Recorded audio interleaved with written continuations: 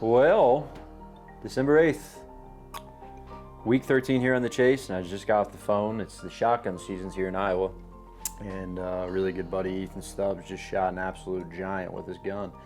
And we were just talking about how crazy it is that just like that, November and the bow seasons are over. But the gun season, it's such a cool time of year. I mean, I've already got to take calls from Collins, Marine, and Cooper, his son, yesterday morning. Brendan Mike shot a buck last night. And it's just a time frame that really puts into perspective what hunting is all about, which is who you do it with and the memories that you make. And I just want to say, huge shout out to him for that, because I think Ethan's hunted over 50 plus times with his bow, and good things come to those who work hard at stuff, and there's nobody that works harder than him, both in hunting, his job, and all those things. But it's just crazy to sit here and reflect. One thing to note, I'm in the office because in Iowa, at least, the archery season's temporarily closed during the gun seasons, shotgun specifically. They will be closed until December 23rd when late muzzleloader kicks in. So my archery tag will be good from December 23rd through January 10th. And then I will also have a late muzzleloader tag. So, as you guys have followed along here on the chase with me, it's been a season that, going into it, it's been a season full of blessings. I mean, we've had great deer to hunt and just have not been able to seal the deal, or frankly, even really get an opportunity on those deer. And so what I'm going to talk about is just a couple of my takeaways, as far as going into the fall, and then late season, what bucks are still alive as of right now, and hopefully some of the things we'll be able to do to tip the odds in our favor. So I think how I'm gonna go about this is just talk about each buck I was trying to hunt this fall, what went wrong, where we're at today with it, and how that is ultimately gonna play into the late season. So the buck to start off with will be Drop Time. If you guys followed along last year, in 2023, we got close to him. He was a deer that lived there all summer, disappeared in October, and then started to become a fringe buck during the rut. And moving into 2024, we had found 3 years of sheds off of him. Keep in mind, 2023 was the first year I'd ever hunted the place.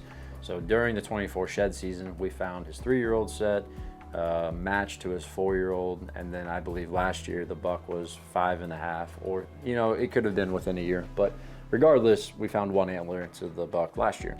And that just kind of painted this picture for me that he was a homebody early and late, and there was going to be an opportunity to kill him come November. Well, 2024, he was consistent as all get out. I had photos of that buck from March when he had bloody pedicles all the way to when he shed in September, and then poof, like a ghost, he vanished. And I feel very comfortable to say then he was dead, and it was right around the same time that we found a couple of different bucks dead of EHD. But two, just as we progressed through the fall, I never got photos of him where he rut ranged last year. And he was consistent enough that I would be extremely shocked that he just completely changed his rut range and where he checked those and all those things. But that left the 6x5 buck for 2024 on the same property. And one thing to note, those deer run together. They ran together from what I could tell during the summer of 23. They ran together in the spring of 24. And then they did the same thing in the summer of 24. And, as soon as Drop Time disappeared, 6x5's characteristics and how he was using the property completely changed. He was working scrapes, he was showing up on more cameras, and then poof, he disappeared in late September. Well, while that's still a time frame where somebody could have assumed he was dead, I really felt like that it was on par with his 2023 behavior, because October 3rd, I think, of 23 is when he disappeared. And I never got a single photo of the buck except November 25th. He came through one time early in the morning, like 3 or 4 in the morning. And so I was really anxious to see if that was going to be the repetition of 2024. Well, it's so cool when whitetails do what whitetails do. And this year he showed up one time. It was within the day of his 23 wander through and within an hour. So he was doing the exact same thing. And, I never really felt like he was a buck we had a chance on during this time of the year, November, October. But now going into late season, I've really got some high hopes that, with this void created by Drop Time and just the social hierarchy, Drop Time to me he was the aggressive buck. He had broken tines. He was always pushing things off in trail cam videos and photos. And so I'm hoping going into the late season, December, January, that 6x5 is going to suck back in eventually. Right now, Ryan and I just went and put cameras out a few days ago, and I've gotten pictures of basically every buck that I'd be looking back for.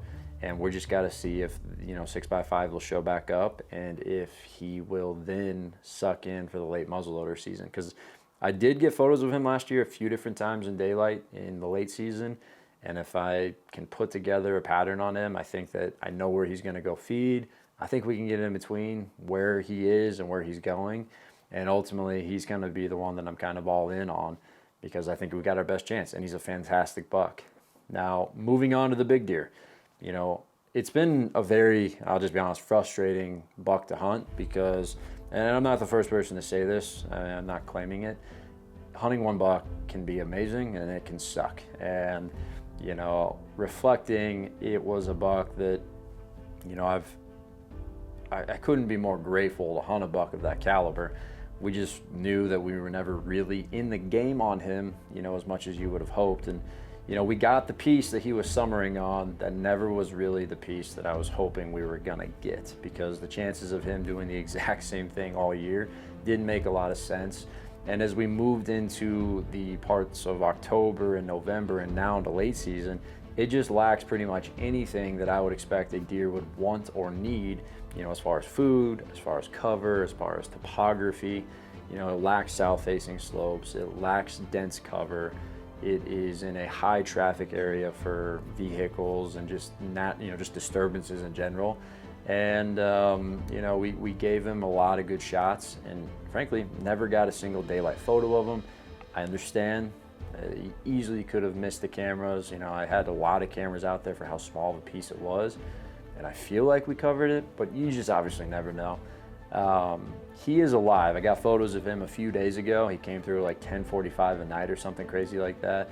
And you don't know, but the deer is at least 7 or 8 years old. So wherever he's going, he's gonna go and suck in, and that's where he's living. So I'm hoping that for some crazy reason, he comes through in our piece and that's where he wants to stay, just like he did in the summer. Though, my takeaway would be, I don't think that's very likely because one, it's too far away from the best food. Two, it doesn't have any south-facing cover for when it gets really cold. And those bucks like him are gonna go to a place where they have to work the least amount, utilize the least amount of energy, to get through winter and do his thing. But another takeaway is just, I very much underestimated the buck to doe ratio in this place. I knew we had a lot of does and felt like, man, we're for sure gonna pull a deer over to us. And we did pull bucks, but when you think about the efficiency of a buck of that age caliber, man, I don't think it's crazy to say that the general area was a 15-1, 10-1 doe to buck ratio. And, I talked to some of my friends like, man, the rut's horrible. And it comes down to, he didn't have to go very far to find the next doe. And where he was looking and where he was taking these does was secluded. It was away from disturbances, and he got to do what he needed to do with the least amount of time, investment, and energy. So big deer, it was one of those situations where I'm thankful to have hunted him. I got very frustrated throughout it. There's a lot of things out of our control that just really made it unfun, but I am extremely grateful to have hunted the buck, and the season's not over. But I really think that 6x5 is where I'm going to put all my chips right now. As I mentioned, December 23rd, we can get back after them. And I will, as we approach that time frame, lay out the plan. Right now, it doesn't really do any good to lay that plan out until the buck returns. And hopefully once we kill him, I can really talk about it. So my plan moving forward is there's a potential to go hunt Illinois. I've got a great friend, Chris DeSold, who's invited me down a few different times. And I might take him up on it because I am getting really itchy being inside. And if I don't do that, guaranteed I will, 7 days from now, probably be heading to Kansas with Chad Holmes. He's got a lot of good bucks out there. And, I just give a huge shout out to Chad. I mean, that guy drives more for whitetails than a lot of people realize. And he's been grinding it out. And if I can go out and enjoy some terrain change, and heck, if I can see a big buck die, I'm going to have a ton of fun. And I've never been to that part of Kansas where he's at, so I'm at least going to do that. But just try to find a way to get in the woods. And, again, my takeaways are really simple. Sometimes you have to look yourself in the mirror and say that you don't have the right piece. And as it pertains to big deer, I think that that's that situation. as it pertains to 6x5, I think that we can continue to improve the piece that we have access to. The landowners and I have built a pretty solid relationship, and I'm so thankful for them for allowing me the opportunity to hunt and just continue to let me try and chase my dream on their properties.